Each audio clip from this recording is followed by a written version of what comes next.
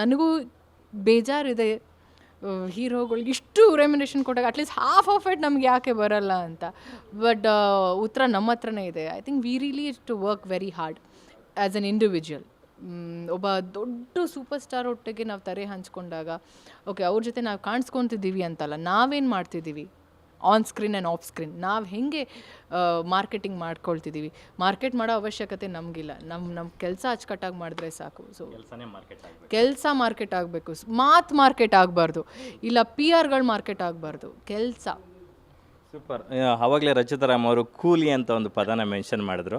ಅವ್ರಿಗೆ ಯಾಕೆ ಅಷ್ಟು ಬೇಗ ಮೈಂಡಿಗೆ ಬಂತು ಅಂತಂದರೆ ಅವರು ಕೂಲಿ ಸಿನಿಮಾದಲ್ಲಿ ಆ್ಯಕ್ಟ್ ಮಾಡ್ತಾ ಇದ್ದಾರೆ. ಅದು ಸೂಪರ್ ಸ್ಟಾರ್ ರಜನಿಕಾಂತ್ ಅವ್ರ ಜೊತೆ, ನಮ್ಮ ರಿಯಲ್ ಸ್ಟಾರ್ ಉಪೇಂದ್ರ ಅವ್ರ ಜೊತೆ. ಎಸ್, ಹೋಗಿ ಈಗ ಆಲ್ರೆಡಿ ಒಂದು ಶೆಡ್ಯೂಲ್ ಮುಗಿಸಿ ಬಂದಿದ್ದೀರಾ ಅಂತ ನಮಗೆ ಸಿಕ್ಕಿರೋ ಮಾಹಿತಿ. ಇವಾಗ ಕೂಲಿ ಅಂತ ನಾವೇನಕ್ಕೆ ಕರಿತೀವಿ, ಕೂಲಿ ಅಂದರೆ ಕೆಲಸ ಮಾಡಿಕೊಂಡು ನಮ್ಗೆ ಆ ಒಂದು ದಿನದ ಕೂಲಿ ನಮಗೆ ಬರಬೇಕು ಅಂತ. ಹಾಗೆ ತಾನೇ ನೀವು ಕೆಲಸ ಮಾಡೋದು, ಅದಕ್ಕೆ ನಾನು ಕೂಲಿ ಅಂದಿದ್ದು. ಇಟ್ಸ್ ನಾಟ್ ದಟ್ ಕೂಲಿ ಸಿನಿಮಾ. ಒಂದು ಹೇಳ್ತೀನಿ, ಸಿನಿಮಾ ತಂಡದಿಂದ ಏನಾದರೂ ಒಫಿಷಿಯಲ್ ಆಗಿ ಅನೌನ್ಸ್ಮೆಂಟ್ ಆಗಿದೆಯಾ, ಇಲ್ಲ ಅಲ್ವಾ? ಸೊ ಕಾಲ್ ಬಂದಿರೋದು ಸತ್ಯ, ನಾನು ಅದ್ರ ಬಗ್ಗೆ ನಾನು ಸುಳ್ಳು ಅಂತ ಹೇಳಲ್ಲ. ಸೊ ನೋಡೋಣ, ಇನ್ನೂ ತುಂಬ ಇದೆ ಆ ಸಿನಿಮಾ ಜರ್ನಿ. ಯಾವತ್ತಾದರೂ ಒಂದಿನ ಹೋಗಿ ನಾನು ಶೂಟಿಂಗ್ ಭಾಗವಹಿಸಬಹುದೇನೋ. I am just waiting for the official call. Thank you so much. ಅಂದರೆ ಏನು ಗೊತ್ತಾ, ಕಂಗ್ರ್ಯಾಚುಲೇಷನ್ಸ್ ಹೇಳ್ತಾ ಇದ್ದೀನಿ. ನನಗೆ ಗೊತ್ತು ಅಫಿಷಿಯಲಿ ಸಿನಿಮಾ ಪ್ರೊಡಕ್ಷನ್ ಟೀಮಿಂದನೇ ಅನೌನ್ಸ್ ಆಗಲಿ ಅಥವಾ ನಿರ್ದೇಶಕರಾದಂಥ ಲೋಕೇಶ್ ಕನಕರಾಜ್ ಅವ್ರ ಮೂಲಕನೇ ಅಫಿಷಿಯಲಿ ಅನೌನ್ಸ್ ಆಗಲಿ ಅಂತ ಇವ್ರು ರಿವೀಲ್ ಮಾಡ್ತಿಲ್ಲ. ಬಟ್ ಐ ಆಮ್ ಶ್ಯೂರ್ ಇವ್ರು ಆಲ್ರೆಡಿ ಒಂದು ಶೆಡ್ಯೂಲ್ ಮುಗಿಸಿ ಬಂದಿದ್ದಾರೆ. ಎಸ್ ರಚಿತಾ ಅವ್ರೆ, ಇಲ್ಲ ಅದು ನೀವು ಹೇಳಿಲ್ಲ, ಇದು ಬಿಡಿ. ಅವ್ರು ಹೇಳಿದ್ರು ಹೇಳಿಲ್ಲ. ಈಗ ನಾನು ನಿಮ್ಮ ಮುಂದೆ ಕೂತ್ಕೊಂಡಿದ್ದೀನಿ ಅಂದಮೇಲೆ ನಾನು ಕನ್ಫರ್ಮ್ ಮಾಡಬೇಕು. ಇಷ್ಟೊತ್ತವರೆಗೂ ನನ್ನ ಕನ್ಫರ್ಮೇಷನ್ ತೊಗೊಂಡಿದ್ದಾರೆ ಅವರು. ಇದು ಒಂದು ವಿಷಯ ಅವ್ರು ಕನ್ಫರ್ಮ್ ಮಾಡೋದಲ್ಲ, ಇದನ್ನು ನೀವು ಎಡಿಟ್ ಮಾಡೋಂಗಿಲ್ಲ, ಇದನ್ನು ಯು ಆರ್ ಟೆಲಿಕಾಸ್ಟಿಂಗ್ ಇಟ್. ನಾನು ಕನ್ಫರ್ಮ್ ಮಾಡ್ತಾನೆ ಇಲ್ಲ. What did I say? Lakshmi, I will hit you. Yes, ಕಳೆದ ವರ್ಷ 2024 ಮುಗೀತು, 2025 ಶುರುವಾಯಿತು. ಸೊ 2024 ಒಂದೇ ಒಂದು ಸಿನಿಮಾ ರಿಲೀಸ್ ಆಯಿತು, ಮ್ಯಾಟ್ನಿ ಸಿನಿಮಾ. ಬಟ್ ಈ ವರ್ಷ ಒಂದು 5-6 ಸಿನಿಮಾಗಳಲ್ಲಿ ರಚಿತಾ ರಾಮ್ ಅವರು ಬ್ಯುಸಿ ಆಗಿದ್ದಾರೆ. ಸೊ ಯಾವೆಲ್ಲ ಸಿನಿಮಾಗಳ ಶೂಟಿಂಗ್ ಆಗ್ತಾ ಇದೆ ಅಂತಕ್ಕಂಥ ಲೈನಪ್ಸಲ್ಲಿರೋದು Sanju weds Geetha January 10th release ಆಗ್ತದೆ.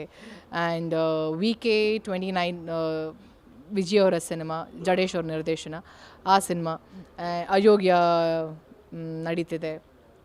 ಇನ್ನೊಂದೆರಡು ಸೈನ್ ಮಾಡಿದ್ದೀವಿ. So yeah, going on. Cult cinema ಬಗ್ಗೆನೂ ಜಾಸ್ತಿ ಕೇಳ್ಪಟ್ವಿ. Cult important. ಕಲ್ಟ್ ಸಿನಿಮಾ ಕೂಡ ಎಸ್, ಕಲ್ಟ್ ಕೂಡ ಚೆನ್ನಾಗಿ ನಡೀತಿದೆ. ನಾವು ಒಂದು ಸ್ಕೆಡ್ಯೂಲ್ನ ನಾವು ಮ್ಯಾಂಗ್ಳೂರು, ಉಡುಪಿಲಿ ಮುಗಿಸ್ಕೊಂಡು ಬಂದಿರೋದು. ಸಿನಿಮಾ ಚೆನ್ನಾಗಿ ಬರ್ತಿದೆ. ಜಯದ್ ಆ್ಯಂಡ್ ಅನಿಲ್ ಅವರ ನಿರ್ದೇಶನದಲ್ಲಿ. ಅದು ಬೇರೆ ಥರ ಪಾತ್ರ. ನನಗೆ ಇವಾಗ ಮಾಡ್ತಿರುವಂಥ ಸಿನಿಮಾಗಳು ಏನು ಪಾತ್ರ ಇದೆಯಲ್ಲ, ಅದ್ರಿಗಿಂತ ತುಂಬ ವಿಭಿನ್ನವಾಗಿರುವಂಥ ಪಾತ್ರ. So yeah, nice. ಸ್ಯಾರಿಗಿರಿ ಏನು ನೋಡಲ್ಲ ನಾವು ಅನಿಸುತ್ತೆ, ಫುಲ್ ಟಾಮ್ ಬಾಯ್ ರೋಲ್ ಅನಿಸುತ್ತೆ. ಇಲ್ಲ, ಎರಡು ಮಿಕ್ಸ್. ಯಾ, ಓಕೆ. ಇನ್ನು ಇಂಪಾರ್ಟೆಂಟ್ 2 ಕ್ವಶನ್ಗಳು ಕೇಳಲೇಬೇಕು ನಾನು. ಸೊ ಸೋಷಿಯಲ್ ಮೀಡಿಯಾದಲ್ಲಿ ಬರ್ತಕ್ಕಂತಹ ಒಂದಷ್ಟು ನೆಗೆಟಿವ್ ಕಮೆಂಟ್ಸ್ನ ರಚಿತಾ ರಾಮ್ ಅವ್ರು ಹೇಗೆ ತಗೊತಾರೆ ಅಂತ ನಾನು ಸ್ವಲ್ಪ ಇಂಡೈರೆಕ್ಟಾಗಿ ಕೇಳ್ತಾ ಇದ್ದೀನಿ. ಡೈರೆಕ್ಟ್ಲಿ ಕೇಳಿದ್ರೆ ನೀವು ಏನು ಅಂದ್ಕೊತೀರೋ ಅಂತ. ಸೊ ಆ ಸೋಷಿಯಲ್ ಮೀಡಿಯಾದಲ್ಲಿ ಬರ್ತಕ್ಕಂಥ ಕಾಮೆಂಟ್ಸ್ ಬಗ್ಗೆ ನೀವು ಯಾವ ರೀತಿ ತಗೋತೀರಾ ಅಂತ. ಡೈರೆಕ್ಟಾಗಿ ಕೇಳಿದ್ರೆ ಏನು ಅಂದ್ಕೊಳ್ತಿರೋ ಅಂತ ಅಲ್ಲ, ಡೈರೆಕ್ಟಾಗಿ ಕೇಳಿದ್ರೂ ಏನೂ ಅಂದ್ಕೊಳ್ಳಲ್ಲ. ಯಾಕೆಂದರೆ ಅಲ್ಲಿ ಏನಿದೆ ಅಂತ ಅಂದ್ಕೊಳ್ಳಿ ನಾನು, ನನ್ನ ಉತ್ತರ. ಸೊ ನೆಗೆಟಿವ್ ಕಾಮೆಂಟ್ಸ್ ಅನ್ನೋದು ಪ್ರತಿಯೊಬ್ಬ ಪಬ್ಲಿಕ್ ಫಿಗರ್ ಆಗಿರುವಂಥ ವ್ಯಕ್ತಿಗೆ ಇಟ್ ಈಸ್ ಕಾಮನ್, ತುಂಬಾ ಸಹಜವಾಗಿರುವಂಥ ಒಂದು ವಿಷಯ. It's a part of their life. So ಹಾಗೆಯೇ ಸಿಮಿಲರ್ಲಿ ನನಗೂ ಬಂದಿರುವಂಥ ಕೆಲವೊಂದು ವಿಚಾರಗಳು ಅಂತೆ ಕಂತೆ ಅಲ್ವಾ, ಅಂತೆ ಕಂತೆಗೆ ನಾವು ಯಾಕೆ ಅಷ್ಟೊಂದು ಇಂಪಾರ್ಟೆನ್ಸ್ ಕೊಡಬೇಕು ಅಂತ. ಅಕಸ್ಮಾತ್ ಅಂತೆ ಕಂತೆಗಳಿಗೆ ನಾನೇನಾದರೂ ನಿಜವಾಗ್ಲೂ ನಿಜ ಹೌದು ಅಂತ ಏನಾದರೂ ಇದ್ದರೆ, ನಾನು ಇಷ್ಟು ಬೋಲ್ಡಾಗಿ ಇಷ್ಟು ಕಾನ್ಫಿಡೆಂಟಾಗಿ ನಾನು ಮೈಕ್ ಮುಂದೆ ನಿಮ್ಗಳ ಮುಂದೆ ನಾನು ಮಾತಾಡ್ತಿರಲಿಲ್ಲ. ಬೇಡ ಬಿಡಪ್ಪ, ಯಾಕೆ ಬೇಕು ನನಗಿದು ಅಂತ ಹೇಳ್ತಿದ್ದೆ. ಸೊ ತಪ್ಪು ಮಾಡಿದರೆ, ನನಗೆ ಬೇರೆಯವ್ರ ವಿಷಯ ನನಗೆ ಗೊತ್ತಿಲ್ಲ, ನಾನು ರಚಿತಾ ರಾಮ್ ತಪ್ಪು ಮಾಡಿದರೆ ಖಂಡಿತವಾಗ್ಲೂ ತಪ್ಪು ಒಪ್ಕೊಳ್ತೀನಿ. ಹೌದು, ಎಸ್, ಐ ಡಿಡ್ ಇಟ್. ಖುಷಿ ಅಂತ ಬಂದಾಗ, ಏನೋ ಒಂದು ಸಾಧನೆ ಮಾಡಿದಾಗ ಅದನ್ನು ಅಷ್ಟು ಚೆನ್ನಾಗಿ ಹೆಮ್ಮೆಯಿಂದ ತಗೊಳ್ತೀನಿ ಅಂತ ಅಂದಾಗ, ಯಾಕೆ ತಪ್ಪು ಮಾಡಿದಾಗ ನಾವು ಯಾಕೆ ತೊಗೋಬಾರ್ದು? ಆ ಥರ ನಿಟ್ಟಿನಲ್ಲಿ ನಾನು ತಪ್ಪು ಮಾಡಿಲ್ಲದೆ ಇರಬೇಕಾದ್ರೆ ಎಷ್ಟೊಂದು ವಿಚಾರಗಳಲ್ಲಿ ನಾನು ಯಾಕೆ ಕಿವಿ ಕೊಡಲಿ, ನಾನು ಯಾಕೆ ಅದ್ರ ಬಗ್ಗೆ ನಾನು ಇಂಪಾರ್ಟೆನ್ಸ್ ಕೊಟ್ಟು ಮಾತಾಡಲಿ ಅಂತ ಅಷ್ಟೆ.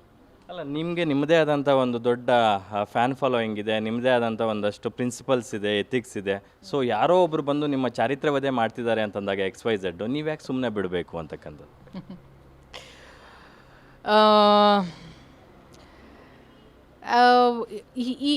ಐ ಥಿಂಕ್ ಇತ್ತೀಚೆಗೆ ಅಂತ ಹೇಳಕ್ಕೆ ಇಷ್ಟಪಡಲ್ಲ. ರೀಸೆಂಟಾಗಿ ಒಂದು 2-3 ವರ್ಷದ ಹಿಂದೆ ಒಂದು ಪ್ರಕರಣದಲ್ಲಿ ನನಗೆ ಇದೇ ಥರ ಒಂದು ಪ್ರೆಸ್ ಮೀಟಲ್ಲಿ ನನಗೆ ವಿಷಯದ ಬಗ್ಗೆ ಹೇಳಿದಾಗ ನಾನು ಹೇಳಿದ್ದುಂಟು, ನನಗೆ ಅನಾಗತ್ಯವಾಗಿ ನನಗೆ ಸಂಬಂಧ ಇಲ್ಲದೆ ಇರುವಂಥ ವಿಷಯಗಳ ಬಗ್ಗೆ ನಾನು ಮಾತಾಡೋದಕ್ಕೆ ಇಷ್ಟಪಡಲ್ಲ ಅಂತ. ಅದೇ ರೀತಿ ನನಗೆ ಸಂಬಂಧ ಇಲ್ಲ. ಸೊ ಒಂದು ವಿಷಯ ಹೇಳ್ತೀನಿ, ನೀವೇನು ಹೇಳಿದ್ರಿ ನನಗೆ 11-12 ವರ್ಷದಿಂದ ಸತತವಾಗಿ ಇಂಡಸ್ಟ್ರಿಲಿ ಇದ್ದಾರೆ ಅಂತ. ಸೊ ಆ್ಯಂಡ್ ನಾನು ಒಂದು ಮಾತು ಹೇಳಿದೆ, ಪ್ರತಿಯೊಬ್ಬರು ಕೆಲಸ ಮಾಡ್ತಿರೋದೆ ಅವರ ಕೂಲಿಗೋಸ್ಕರ, ಸ್ಯಾಲರಿ, ರೈಟ್? ಸೊ 12 ವರ್ಷದಿಂದ ನಾನು ಕೆಲಸ ಮಾಡ್ಕೊಂಡು ಬಂದಿದ್ದೀನಿ, ಫ್ರೀಯಾಗಿ ಮಾಡಿಲ್ಲ, ಯಾವ ಸಿನಿಮಾನೂ ಫ್ರೀಯಾಗಿ ಮಾಡಿಲ್ಲ. ಆ್ಯಂಡ್ ಟೆಲಿವಿಷನ್ಲಿ ಹಲವಾರು ಶೋಗಳಲ್ಲಿ ಕೂತ್ಕೊಂಡಿದ್ದೀನಿ ಎಷ್ಟೋ ವರ್ಷದಿಂದ. ಐ ಥಿಂಕ್ ಸಿನಿಮಾ ಇಂಡಸ್ಟ್ರಿಗೆ ಬಂದಾಗಿಂದ ಹಲವಾರು ಶೋಗಳಲ್ಲಿ ನಾನು ಪಾರ್ಟಿಸಿಪೇಟ್ ಮಾಡಿದ್ದೀನಿ. ಸೊ ಅದು ಕೂಡ ನಾನು ಯಾವತ್ತೂ ಫ್ರೀಯಾಗಿ ಮಾಡಿಲ್ಲ. ಹಾಗೆಯೇ ಸ್ಟೋರ್ ಲಾಂಚ್ ಆಗಿರ್ಬೋದು, ಇನಾಗ್ರೇಷನ್ಸ್ ಆಗಿರ್ಬೋದು, ಇಲ್ಲ ಒಂದು ಬ್ರ್ಯಾಂಡ್ ಎಂಡೋರ್ಸ್ಮೆಂಟ್ ಆಗಿರ್ಬೋದು, ಹಲವಾರು ವಿಷಯ, ಈ ಥರ ಒಂದು ವಿಷಯಗಳಲ್ಲಿ ಯಾವತ್ತೂ ಫ್ರೀಯಾಗಿ ಕೆಲಸ, ಯಾರೇ ಫ್ರೀಯಾಗಿ ಕೆಲಸ ಮಾಡ್ತಾರೆ ಈವನ್ ಸೊಸೈಟಿಲಿ ಯಾರೂ ಫ್ರೀಯಾಗಿ ಕೆಲಸ ಮಾಡಲ್ಲ. ಎಷ್ಟೇ ಒಳ್ಳೆಯವರಾಗಿದ್ರು ಸರಿ, ಅಟ್ಲೀಸ್ಟ್ ಹೇಳೋ ಅಂಥ ಒಂದು 10 ರೂಪಾಯಲ್ಲಿ ನೀನು 5% ಕೊಡು, ಬಟ್ ನನ್ನ ಕೆಲಸಕ್ಕೆ ನೀನು ದುಡ್ಡು ಕೊಡ್ತಿದ್ಯಾ ಅಂತ. ನಾನು ಪ್ರತಿಯೊಂದು ಸಿನಿಮಾಗಳಲ್ಲಿ ನಾನು ಬಣ್ಣ ಹಚ್ಚಿದಾಗಿಂದ ಇವತ್ತಿನವರೆಗೂ ನನ್ನ ಭಗವಂತ, ಎಗೇನ್ ಗಾಡ್ಸ್ ಗ್ರೇಸ್, ನನ್ನ ಎಲ್ಲ ನಿರ್ಮಾಪಕರು ನನಗೆ ಒಳ್ಳೆ ಸಂಬಳ ಕೊಟ್ಟು ಕೆಲಸ ಮಾಡಿಸ್ಕೊಂಡು ನನ್ನನ್ನು ಕಳಿಸಿರೋ ಅಂಥದ್ದು. So I am very happy about it. So ಆ ಗರ್ವದಿಂದ ಹೇಳ್ಕೊಳ್ತೀನಿ, 12 ವರ್ಷ ಖುಷಿಯಾಗಿ ನೆಮ್ಮದಿಯಾಗಿ ನನ್ನನ್ನು ತುಂಬ ಒಳ್ಳೆ ರೀತಿಲಿ ನನ್ನ ಚಿತ್ರ ತಂಡ ಆಗಿರ್ಬೋದು, ನನ್ನ ಇಂಡಸ್ಟ್ರಿ, ಫಿಲ್ಮ್ ಇಂಡಸ್ಟ್ರಿ ಆಗಿರ್ಬೋದು, ನಮ್ಮ ಕನ್ನಡ ಫಿಲ್ಮ್ ಇಂಡಸ್ಟ್ರಿ ನನ್ನ ತುಂಬ ಚೆನ್ನಾಗಿ ನೋಡ್ಕೊಂಡಿದ್ದಾರೆ ಅಂತ ಹೇಳೋಕ್ಕೆ ಇಷ್ಟಪಡ್ತೀನಿ. ಪ್ರತಿಯೊಬ್ಬರಿಗೂ ನನ್ನ ನಮಸ್ಕಾರಗಳು, ನನ್ನನ್ನು ತುಂಬ ಚೆನ್ನಾಗಿ ಸಾಕಿದ್ದಕ್ಕೆ, ಆ್ಯಂಡ್ ಎಲ್ಲ ಫ್ಯಾನ್ಸ್ಗೂ. ಲವ್ಲಿ. ಕೊನೆಯದಾಗಿ ಒಂದು ಪ್ರಶ್ನೆ ಕೇಳೋದಾದರೆ, ದರ್ಶನ್ ಅವ್ರದ್ದು ಒಂದು ಇನ್ಸಿಡೆಂಟ್ ಆಗುತ್ತೆ. ಸೊ ಅವ್ರದ್ದು ಆ ಇನ್ಸಿಡೆಂಟ್ ಆದಾಗ ನಿಮಗೆ ಕಿವಿಗೆ ಬಿದ್ದಾಗ, ಅಥವಾ ಮಾಧ್ಯಮಗಳ ಮೂಲಕನೋ ಅಥವಾ ಸೋಷಿಯಲ್ ಮೀಡಿಯಾ ಮೂಲಕನೋ ಅಥವಾ XYZ ಯಾರೋ ಬಂದು ನಿಮ್ಮ ಅಸಿಸ್ಟೆಂಟು ಈ ಥರದಂತೆ ಹೇಳಿದಾಗ ಫಸ್ಟ್ ರಿಯಾಕ್ಷನ್ ನಿಮ್ಮದು ಏನಿತ್ತು ಅಂತ? ಎಲ್ರಿಗೂ ಯಾವ ರಿಯಾಕ್ಷನ್ಸ್ ಬಂದಿರುತ್ತೋ ನನಗೂ ಅದೇ ಥರ ಶಾಕ್ ಆಯಿತು. ಹೌದಾ ಅನ್ನೋ ಒಂದು ಎಕ್ಸ್ಪ್ರೆಷನ್ಸಲ್ಲಿತ್ತೆ. ಬಟ್ ಎಲ್ಲದಕ್ಕೂ ಭಗವಂತ ನಿರ್ಣಯ ಮಾಡ್ತಾನೆ. ಅದಕ್ಕೆ ನಾನು ಯಾವಾಗಲೂ ಹೇಳೋದು, ಕಾಲಾಯ ತಸ್ಮೈ ನಮಃ. So just wait for the time, and time is going to reveal everything ಅಲ್ಲ. ಎಲ್ಲ ವಿಷಯನೂ ಸಡನ್ನಾಗಿ ಏನೋ ಒಂದು ಹೆಚ್ಚು ಕಡಿಮೆ ಆದಾಗ ಅದಕ್ಕೆ ನಾವು ಯಾವುದೇ ವಿಷಯ ಈಗ ತುಂಬ ಈಸಿ, ಇನ್ಸ್ಟೆಂಟಲ್ಲಿ ಸೆಕೆಂಡಲ್ಲಿ ಕಮೆಂಟ್ ಮಾಡಿ ನಾನು ನಿಮ್ಮ ಬಗ್ಗೆ ಕಮೆಂಟ್ ಮಾಡ್ಬೋದು. ಬಟ್ ಲೇಟರ್ ಆನ್ ತಾಳ್ಮೆಯಿಂದ ವೆಯ್ಟ್ ಮಾಡಿ ಅದ್ರ ಬಗ್ಗೆ, ಯಾವುದೋ ಒಂದು ಇಂಡಿವಿಜುವಲ್ ಬಗ್ಗೆ ನಾವು ತಾಳ್ಮೆಯಿಂದ ವೆಯ್ಟ್ ಮಾಡಿ ನೋಡಿದಾಗ ಅದಕ್ಕೊಂದು ಉತ್ತರ ಸಿಗುತ್ತೆ. ಅಷ್ಟು ಈಸಿಯಾಗಿ ಭಗವಂತ ಯಾರನ್ನೂ ಯಾವ ವಿಷಯಕ್ಕೂ ಸುಮ್ಮನೆ ಬಿಟ್ಟಿರಲ್ಲ. ಸೊ ಎಲ್ಲದಕ್ಕೂ ಒಂದು ರೀಸನ್ ಅಂತ ಇರುತ್ತೆ. ಆ್ಯಂಡ್ ಅವ್ರ ಬಗ್ಗೆ ನಾನು ಏನು ಹೇಳಿದ್ರು ತಪ್ಪಾಗುತ್ತೆ.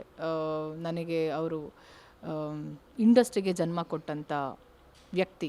ಸೊ ನಾವು ನನ್ನ ತಂದೆ ತಾಯಿ ಬಗ್ಗೆ ನಾನು ಹೆಂಗೆ ಮಾತಾಡ್ತೀನೋ ಅವ್ರ ಬಗ್ಗೆನೂ ಅಷ್ಟೇ ಗೌರವ ಇಟ್ಟು ಮಾತಾಡ್ತೀನಿ. ಖಂಡಿತವಾಗ್ಲೂ yes. So he is there, ಅವ್ರ ಫ್ಯಾಮಿಲಿ ಇದೆ, ಆ್ಯಂಡ್ ನ್ಯಾಯಾಲಯ ಇದೆ, ಎಲ್ಲ ಅದಕ್ಕೊಂದು ಎಂಡ್ ಅಂತ ಬಂದೇ ಬರುತ್ತೆ. And that's all I can say.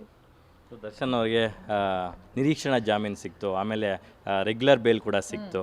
So ನೀವು ಅವರ ಫ್ಯಾನ್ ಆಗಿ ಅವರೊಟ್ಟಿಗೆ ಕೆಲಸ ಮಾಡೋಂಥ ಒಬ್ಬ ಕೋಸ್ಟಾರ್ ಆಗಿ ನಿಮ್ಗೆ ಎಷ್ಟು ಖುಷಿ ಆಯಿತು ಆ ಟೈಮ್ಗೆ ಅಂತ? ಖುಷಿ ಖಂಡಿತವಾಗ್ಲೂ ಆಯಿತು. ನ್ಯಾಯಾಲಯ ತೀರ್ಪು ಅಷ್ಟು ಈಸಿಯಾಗೆಲ್ಲ ಕೊಡಲ್ಲ ಅಲ್ವಾ. ಆ್ಯಂಡ್ ಅವ್ರಿಗೆ ಜಾಮೀನು ಸಿಕ್ಕಿದ ತಕ್ಷಣ really personally I felt happy. And I think everything ಅಂದರೆ ಎಲ್ಲನೂ ವಿಷಯಗಳು ಸಾರ್ಟ್ ಔಟ್ ಆಗುತ್ತೆ. ನಾನು ತುಂಬ ದೇವ್ರನ್ನ ನಂಬೋಳು. ಸೊ ಅವನಿಗೆ ಗೊತ್ತಿರುತ್ತೆ ಯಾವ್ದನ್ನ ಯಾರನ್ನ ಯಾವಾಗ ಏನು ಮಾಡಬೇಕು ಅಂತ. ಸೊ ಯಾವ ವಿಷಯನ ಎಲ್ಲಿಗೆ ತಲುಪಿಸ್ಬೇಕು ಅಂತ. ಸೊ ಅವನ ಮುಂದೆ ನಾವು ಎಲ್ಲರೂ ಚಿಕ್ಕವರು. ಒಬ್ಬ ಹೆಣ್ಣಾಗಿ ವಿಜಯಲಕ್ಷ್ಮಿ ದರ್ಶನ್ ಅವರು ನಿಂತ್ಕೊಂಡು ಅವ್ರ ಪರ ಹೋರಾಡಿದಂತಹ ಒಂದು ಸ್ಟ್ರಗ್ಲಿಂಗ್ಸ್ ಇದೆಯಲ್ಲ, ಅದು ನಿಜಕ್ಕೂ ತುಂಬ ಇನ್ಸ್ಪಿರೇಷನ್ ಆಗುತ್ತೆ ತುಂಬ ಜನ ಹೆಣ್ಮಕ್ಳಿಗೆ. ಅವ್ರ ಬಗ್ಗೆ ಒಂದೆರಡು ಮಾತು ಹೇಳೋದು. ವಿಜಯಲಕ್ಷ್ಮಿ ದರ್ಶನ್ ಅವರು ಖಂಡಿತವಾಗ್ಲೂ what do I say about her, very strong women ಅಷ್ಟೇ ಹೇಳ್ತೀನಿ. ಆ್ಯಂಡ್ ತುಂಬಾ ಯುದ್ಧಗಳನ್ನ ಫೇಸ್ ಮಾಡಿರುವಂಥ ಒಬ್ಬ ಮಹಿಳೆ. And more and more power to her. And ನನ್ನ ಒಂದು ಪರ್ಸ್ನಲ್ ವಿಷಸ್ ಏನು ಅಂದರೆ ಖುಷಿಯಾಗಿರ್ಬೇಕು ಅವರ ಫ್ಯಾಮಿಲಿ, ಆ್ಯಂಡ್ ಖುಷಿಯಾಗಿ ನೆಮ್ಮದಿಯಾಗಿ ಸದಾ ಅವರ ಜೀವನದಲ್ಲಿ ಖುಷಿ ಇರಲಿ. ಆ್ಯಂಡ್ ಪ್ರತಿಯೊಬ್ಬರ ಲೈಫಲ್ಲೂ, and this is apart from their life, I think ಪ್ರತಿಯೊಬ್ಬರ ಲೈಫಲ್ಲೂ ಖುಷಿ ಇರಲಿ. ಯಾವುದೇ ಥರ ನೆಗೆಟಿವ್ಸ್ ಇಶ್ಯೂಸ್ ಆಗದೇನೆ ಒಳ್ಳೇದು ಮಾತಾಡೋಣ, ಒಳ್ಳೇದನ್ನ ಕೇಳೋಣ, ಒಳ್ಳೇದಾಗಿ ನಡ್ಕೊಳೋಣ, ಒಳ್ಳೆಯವರಾಗಿರೋಣ ಅಷ್ಟೆ. Super, thank you so much. ಸಾಕಷ್ಟು ವಿಚಾರಗಳನ್ನು ನಮ್ಮ ಜೊತೆ ಶೇರ್ ಮಾಡ್ಕೊಂಡ್ರಿ. ಸೊ ಕೊನೆಯದಾಗಿ ಸಂಜು ವೆಟ್ಸ್ ಗೀತಾ 2 10th ಬರ್ತಾ ಇದೆ, ನಿಮ್ಮ ಫ್ಯಾನ್ಸ್ಗೆ ಏನು ಹೇಳ್ತೀರಾ ನಮ್ಮ guarantee news through? Sanju weds Geetha 2 ನನ್ನ ಫ್ಯಾನ್ಸ್ಗೆ ನಾನು ಹೇಳೋದು ಒಂದೇ, ಜಾನ್ವರಿ 10ನೇ ತಾರೀಕು ಸಿನಿಮಾ ಹೋಗಿ ನೋಡಿ. ಜಾನ್ವರಿ 1 ದಿನ ಅಂತ ಹೇಳೋಕ್ಕೆ ಇಷ್ಟಪಡಲ್ಲ. ಸಿನಿಮಾ ಮಾರ್ನಿಂಗ್ ಶೋ ನೋಡಾದಮೇಲೆ ನಿಮ್ಮ ರಿವ್ಯೂಸ್ ಖಂಡಿತವಾಗ್ಲೂ ನಾವು ಯೂಟ್ಯೂಬಲ್ಲಿ, ಇನ್ಸ್ಟಾಗ್ರಾಮಲ್ಲಿ, ಸೋಷಿಯಲ್ ಮೀಡ್ಯಾದಲ್ಲಿ ನೋಡ್ತಾ ಇರ್ತೀವಿ. ಹಾನೆಸ್ಟ್ ರಿವ್ಯೂ ಕೊಡಿ. ಏನೋ ಯಾರೋ ಇಷ್ಟ ಇಲ್ಲ ಆ ಒಂದು ಸಿನಿಮಾದಲ್ಲಿ, ಇನ್ನೇನೋ ಇಷ್ಟ ಆಗಲಿಲ್ಲ ಅಂತ ಅಲ್ಲ. ಸಿನಿಮಾ ಥರ ನೋಡಿ ಒಬ್ಬ ಸಿನಿಮಾ ಪ್ರೇಕ್ಷಕರಾಗಿ ಒಳ್ಳೆ ರಿವ್ಯೂನ ಕೊಡಿ. ಸಿನಿಮಾ ಇಷ್ಟ ಆದರೆ ಖಂಡಿತವಾಗ್ಲೂ ಇಷ್ಟ ಆಗತ್ತೆ ಅಂತ ನಾನು ಭಾವಿಸ್ತೀನಿ. ಇಷ್ಟ ಆಗೇ ಆಗತ್ತೆ. ಥ್ಯಾಂಕ್ ಯು ರಚು ಅವರೇ. ಕಳೆದ ವರ್ಷ ಒಂದೇ ಒಂದು ಸಿನಿಮಾ ಬಂದಿತ್ತು, ಈ ವರ್ಷ ಮೋರ್ ದ್ಯಾನ್ 3-4 ಸಿನಿಮಾ ಬರಲಿ ಅಂತ ನಾವು ಆಶಿಸ್ತೀವಿ. ಮತ್ತೆ ಸಿಗ್ತಾ ಇರೋಣ. Thank you so much. Sanju weds Geetha 2 ದೊಡ್ಡ ಮಟ್ಟಕ್ಕೆ ಹಿಟ್ಟಾಗಲಿ. ಎಸ್ ವೀಕ್ಷಕರೇ, ಇದಾಗಿತ್ತು ಡಿಂಪಲ್ ಕ್ವೀನ್, ಸ್ಯಾಂಡ್ಲ್ವುಡ್ನ ಲೇಡಿ ಸೂಪರ್ ಸ್ಟಾರ್ ರಚಿತರಾಮ್ ಅವರ ಮಂದಾಳದ ಮಾತುಗಳು. ಕ್ಯಾಮ್ರಾ ಪರ್ಸನ್ ಪೃಥ್ವಿರಾಜ್ ಜೊತೆ ಲಕ್ಷ್ಮೀನಾರಾಯಣ್, ಬೆಂಗಳೂರು. ಗ್ಯಾರಂಟಿ ನ್ಯೂಸ್, ಸುದ್ದಿ ಖಚಿತ, ನ್ಯಾಯ ನಿಶ್ಚಿತ.